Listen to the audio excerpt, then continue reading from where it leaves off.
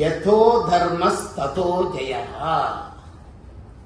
என்ன இந்த வாக்கியம் எங்கேயா கேள்விப்பட்ட மாதிரி இருக்கோ? நம்ம சுப்ரீம் கோர்ட் இருக்கு இல்லையா, சுப்ரீம் கோர்ட்டோட மோட்டோ அதுல வரக்கூடிய வாக்கியம் தான் யதோ தர்மஸ் ததோ ஜெயா. இந்த வாக்கியம் எங்கிருந்து சுப்ரீம் கோர்ட் எடுத்திருக்கு தெரியுமா? மகாபாரதத்துல இருந்து. மகாபாரதத்துல யுத்த கட்டம் வந்துடுறது கௌரவர்களுக்கும் பாண்டவர்களுக்கும். துரியோதனன் நேர அம்மாட்ட போறான், காந்தாரி கிட்ட. காந்தாரி மகாபதிவத்தை இல்லையா, கணவனுக்கு நேட்டர்பாவம் கண்ணு சரியில்லைன்னு தாவும் துணியை கட்டிட்டு அந்த உலகத்தை பார்க்க மாட்டேன்னு சொல்லிட்டு மகாபதிவத்தை.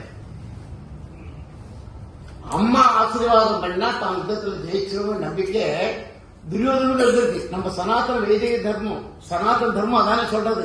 நம்மளும் ஆத்துல என்ன பண்றோம், ஏதாவது நல்ல காரியம் ஏதாவது பண்ணணும் அப்படின்னு அம்மாட்ட போய் சொல்லுவோம், அம்மாட்ட நமஸ்காரம் பண்ணி ஆசீர்வாதம் வாங்கிப்போம்.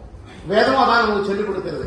மாத்திரு தேவோ பவ, அத்துன்னு சொல்றது பித்ரு தேவோ பவான்னு. முதல் ஸ்தானம் அம்மாவுக்கு சொல்லிருக்கு இல்லையா. ஆனால் இவன் பார்க்கலாம் துரியோதனன், இது நம்ம சக்தினால நம்ம திறமையினால வந்து ஜெயிக்க முடியாது, அம்மாட்ட போய் ஆசீர்வாதம் வாங்கிப்போம், பாண்டவர்கள் ஒரு விழா ஆக்கிடலாம் சொல்லிட்டு நேரம் போறான். அப்போ அந்த மாத்துஸ்ரீ துரியோதனோட அம்மா சொன்ன வாக்கியம் தான் இந்த வாக்கியம், யதோ தர்மஸ் ததோ ஜெயா. எங்கு தர்மம் இருக்கோ அங்கு வெற்றி நிச்சயம். பாருங்க எப்படி ஆசீர்வாதம் இருக்கான்னு சொல்லிட்டு, நீ ஜெயிச்சிருவ, உனக்குதான் வெற்றி.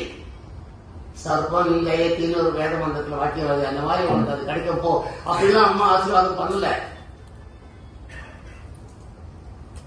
யதோ தர்மஸ் ததோ ஜெயா, எங்கு தர்மம் இருக்கோ அங்கு ஜெய நிச்சயம், வெற்றி நிச்சயம்.